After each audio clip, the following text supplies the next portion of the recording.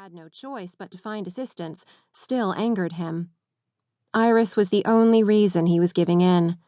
Her needs had to come before his pride, which is why he now found himself staring down at the petite, yet very shapely nanny. This is what he'd wanted, right? To be free from all the servants, the media, the people ready to step in and practically raise his child for him while thrusting her into the limelight. Hell, he'd even been running his own vacuum here. Among other domestic tasks like dusting and putting the trash out at the end of the driveway.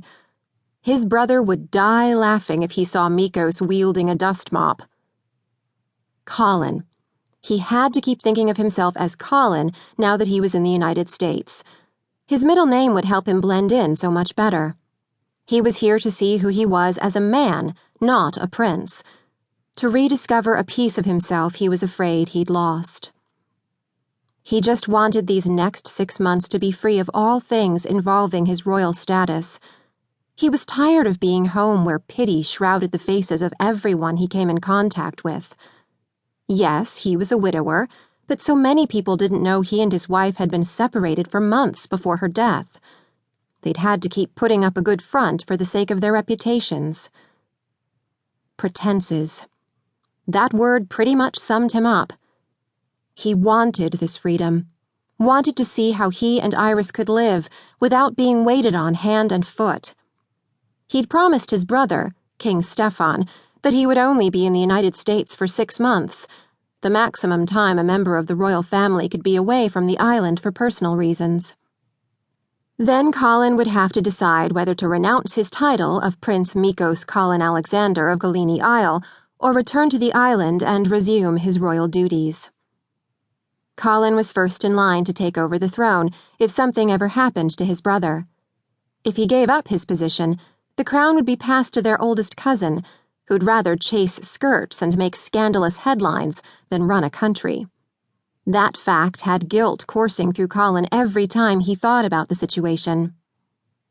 He'd temporarily lost his title when he'd married Karina, because she had been divorced once. Their land had archaic rules, but that was one he hadn't been about to fight. Now that his wife had passed on, he was thrust back into the royal limelight, whether he wanted to be there or not. And with his daughter being the next generation of royalty, that automatically made her a duchess. The entire situation was a complicated mess. Added to that, he faced years of ramifications if he chose to walk away from his title. Colin was determined to be a hands-on father. Being in a new country, still adjusting to this lifestyle, and trying to cope with this damn inconvenient handicap forced him to admit he might need just a bit of help. This short-term arrangement would give him good insight into whether or not he could fully care for Iris on his own, and if he and his baby should stay here. When Iris arched her back, screaming as if someone had taken her most prized possession, Darcy instantly reached for the girl. Without asking, the woman swiped away Iris's tears and gently lifted her from his arms.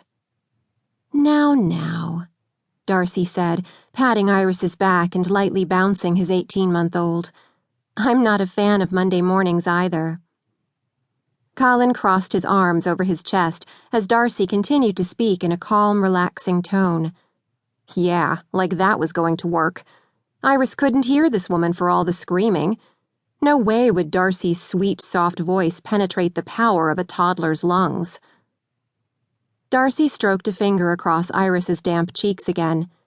Little by little she started to calm as this virtual stranger kept talking in the same soothing tone, never raising her voice to be louder than Iris. Colin watched as his daughter stared at the stranger. Within a minute or two, Iris had stopped fussing and was pulling Darcy's ponytail around.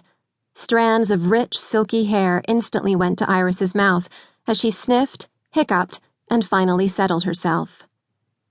Oh no. He reached for the clump of hair that was serving as Iris's pacifier, but Darcy shifted her body away. She's fine, Darcy assured him, in the same delicate voice she'd used moments ago to get Iris under control. Babies put everything in their mouths. I promise it's clean. Colin watched as Iris gripped the strands and